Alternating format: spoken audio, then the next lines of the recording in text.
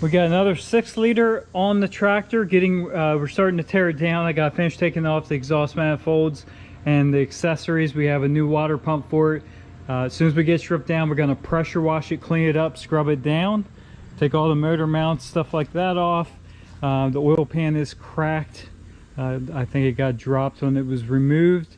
The power steering pump's pretty crusty.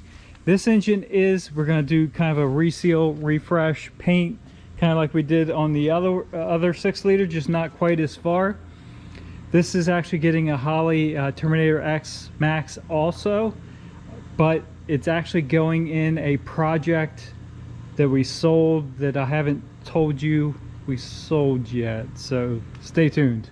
What's going on, guys? It's Danny from Slow Restoration, and that project that this is going in is actually,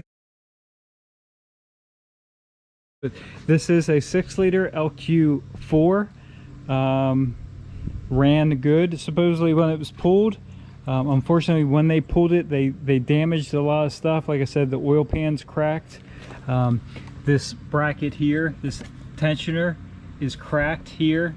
So we're gonna paint this thing. So water pump's coming off.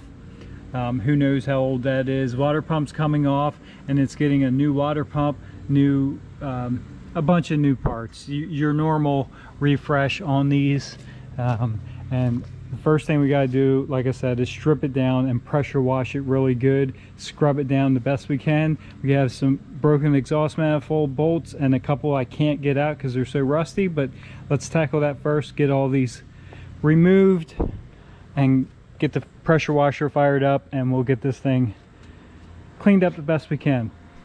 Well, underway here, we got all the kind of fluff off of it. The junk pieces, motor mounts were actually both blown out. On both sides were blown out. Exhaust manifolds were cracked. We still have to get the broken exhaust manifold bolts out, very common, especially in the 6-liters. And this one's pretty crusty, so we got some pretty major flaking here on the side of the block. I think it's still good, but as you can see, you can just kind of flake some of that block material away. So some of that webbing is going to be a little bit smaller than it used to be, but I think we can clean it up and make it look pretty decent. Pressure washer does wonders with that stuff. Our dipstick tube, as you can see, is totally rotted off. We do have a new one, actually, a brand new one, to go back in its place. So they were getting ready to have some major issues on this thing anyway. Someone replaced these hose clamps with the spring clamps with the hose clamp, and they just about rotted away there. So let's go ahead and get the water pump off, and then we'll tackle welding nuts to these studs because they're sticking out, and backing them out. We'll get them heated up good, and go ahead and get all those removed, and then again we'll get the pressure washer fired up and just go to town on this thing. We have this thing cleaned up pretty well. Obviously oil pan off, and we're attempting to get that broken off dipstick tube out.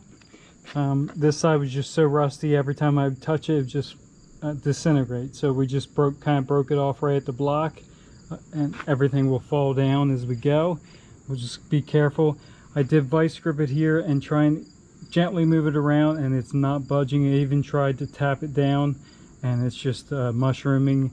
So we went ahead and took the window tray off. So we'll wipe down everything as we go here, and we're actually gonna just take and move this around until this stubby piece breaks off right at the O-ring. It's really thin, so if you move this around gently, a little twist, there it goes. So we just broke that off, so now we got a large section of that just out of the way. You can see right there is where the O-ring rides. So we're down pretty far at this point, and we'll take a punch that actually fits inside the block pretty snugly and just drive that piece right out. Unfortunately, this piece is just too long and too too delicate to tap it out. Sometimes it does work, sometimes you can tap these right out. This one's really stuck in there, so we'll hit it with some penetrating fluid again, and then give it a tap. By the way, if you go this far, definitely, well, if you have the engine out, chances are you're going to do a pan gasket just because.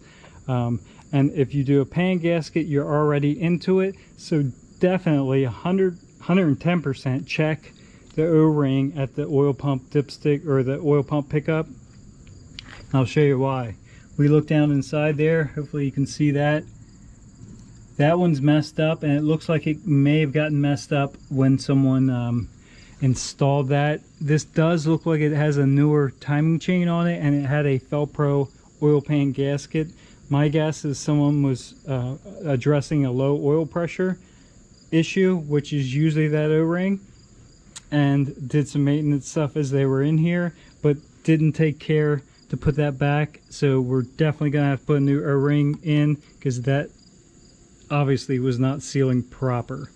That's crushed and now split. So we'll put a new O-ring in for sure. So we were able to knock that piece out, and like I said, here's actually what's left in the block once you break it at the O-ring. Not very much, and it comes out fairly easy. So we just used a brass drift punch here.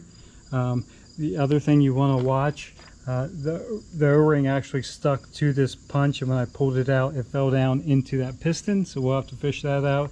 Just be careful and look as you're going. So if something does fall, just make sure you get it out and clean everything up before you go back.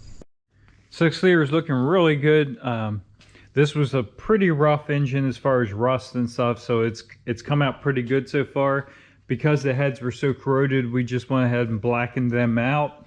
We did use engine enamel or engine primer under it to help fill in some of the rough spots, but got a coat of primer on it, looking a lot better. We went ahead and stainless the valve covers. Again, they're pretty rough as far as corrosion, but they look good. We got the new water pump on there. Got our conversion motor mounts or engine mounts. Yeah, it's looking good. This is not, unfortunately, getting a cam in it, but it's still going to be a stout little engine for what it's going in. So doing this has me anxious to get started. It is getting a Trailblazer SS, or the new body style intake. So it's the 4-bolt throttle body and still the cathedral port to match up to these 317s. That's a very good upgrade, and it's going to add horsepower and torque throughout the entire RPM range, and they're reasonable. So we have to clean that up. We'll get that installed. And but as I was just getting ready to say, doing this has me very anxious to get started on the 6 liter. Well, let's get over there and check it out. So over here at the other end of the garage, we have our 4L65E and our LQ9 6 liter. This came out of the 02 Cadillac Escalade EXT, and this is the one that's slated to go in the Bruce. We just haven't gotten to it. We haven't had a whole lot of time to mess with it, but since we're already messing with that other one, power washer out and stuff like that, we're gonna go ahead and spend a little bit more time. We already got the front of the engine off, the water pump accessory drive, got the transmission removed off of the engine because we do have a torque converter, a Yank torque converter to go in there. I think it's like a 3600 or 4000 stall, which is really gonna help. All this was good. This was a fairly low miles unit. Trans seemed good. Engine seemed good. So now we have a big decision. So I'm going to go ahead and do this. We're going to drag it out here in a minute and pressure wash it, finish stripping it down, pressure wash it, and probably go ahead and paint it. But this is a good engine. This is an LQ9, so it's got the higher compression ratio. It's got flat top pistons. These had 345 horse stock. Over the LQ4 had 300, I believe. This is also getting the Magic Stick 4 Texas Speed cam installed because it's got a little more compression. I think that bigger cam will be fine in it. So we're going to go ahead and slip that in. But here's the decision we need to make. So let me know what you guys think. Should we actually finish this up, put it in the Bruce? I don't want to disappoint anyone if they were really, really looking to see the Magic Stick 4 6-liter in the Bruce, or if it, you know, it's still, this is going to run good, but that thing's going to need like tons of power to make it, you know, anything amazing. This is going to be a drastic improvement, but it's not going to be, it's like a mega truck. So, or should we kind of, like I said, ditch that idea and I'll put maybe a 5.3 in it, or LQ4 6-liter that we have here, and then put this in the 55? Let me know. But for right now, we're going to keep going on this. We're actually going to, like I said, put the cam in, clean everything up, paint it. We're going to put it on the stand, fire it up with our Holley Terminator X Max. Get that razor blade off there. We already have it set up on the stand from the last engine. So let's keep going on this. So that was kind of long-winded and probably unnecessary, but let's go ahead and finish ripping this. This one I think I'm going to do a little bit different. We know we're 100% doing a cam. So what I'm going to do is I'm actually going to pull the coil packs off, pull the valve covers off, pull the rockers and the push rods out, which will release all the valves.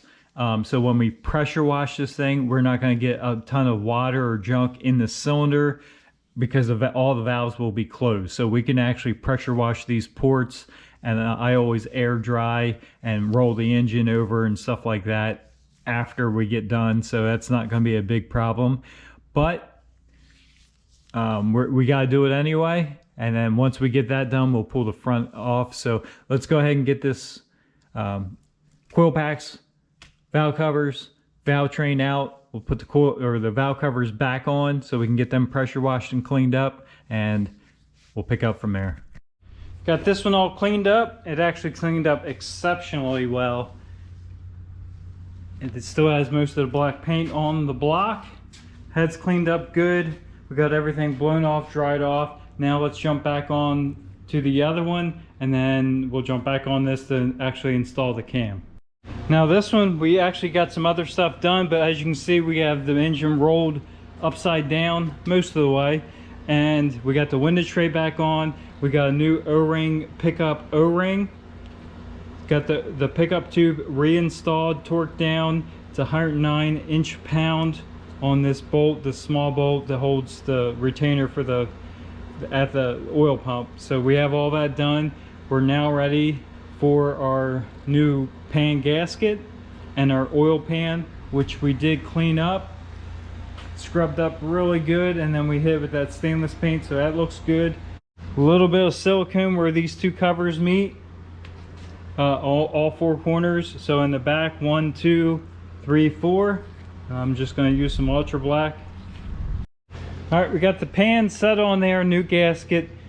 So all these front bolts, after you align the oil pan up, and it's really pretty much, you don't want it hanging off the back of the block or in too far, so when you bolt your transmission bell housing up, it pulls and cracks the pan or the bell housing. So just align that up as you go.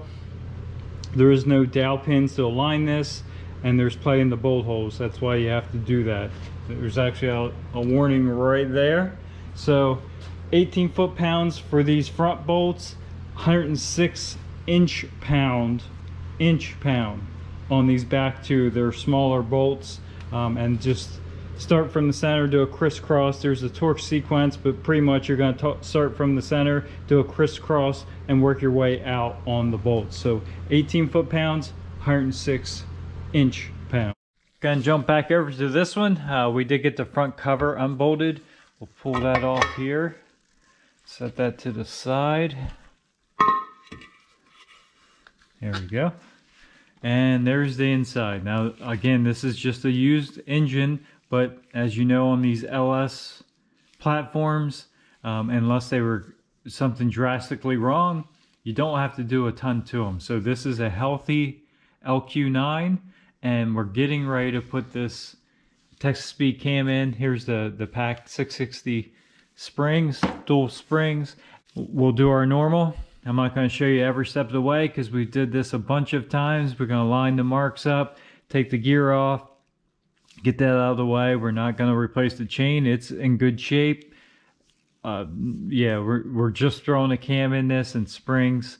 So once we get the cam gear off, we'll take the retainer off, get it out of the way, spin it over so the lifters stay up, pull the cam out, slip this new one in, and reassemble. We got that slid in and all put back together, front cover back on, new cover gasket, new seal, got the balancer put back on.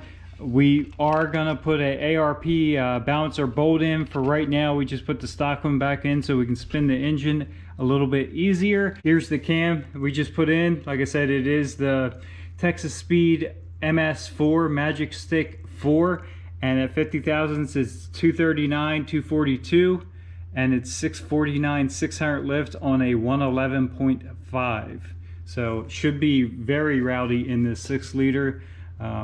Very anxious to fire this thing up. Let's keep going here. We're getting ready to do our valve springs, and I'll catch you back up. Cam install is complete. We got the springs on, got everything cleaned up, wiped down, taped up. We have junk valve covers on here, or not junk, but different valve covers on so we don't paint them. And I don't normally do this, but we're gonna paint everything the same color, and then we'll swap the valve covers out. This thing cleaned up nice, but it's still got the corrosion on there, and I don't really plan on completely pulling this down. So let's get spraying. Try and guess the color. You might be shocked. 6-liter on the stand, pretty much buttoned up. We got a couple small parts we need for it, but it's ready for its new home. Looks killer. This was a pretty crusty engine, and it cleaned up pretty nicely. I'm definitely happy. It's a little dark on this side, but we got our conversion motor mounts on there, new dipstick tube. Yeah, cleaned up nicely. Not 100% show, but it's not meant to be 100% show. We didn't completely strip this one down, head stayed on, stuff like that. So I think for what we had to work with, the results are pretty nice. So all right guys, well, thanks for stopping by. Have a good day, and stay tuned, because that other 6-liter that we were working on is, let's just say it's the loudest 6-liter I've built to date in a couple different ways. So check it out.